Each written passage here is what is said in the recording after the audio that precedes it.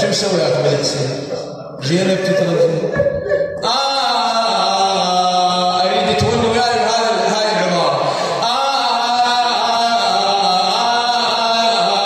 يا نوعتك يا زينب وترجى الحوافير المابات خلي يتحرر وترجى الحوافير بس يهدلك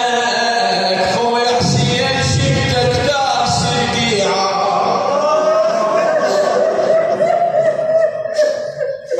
كل وضرب كتب يا بني أسد المتحدثين العبدين علي بحصير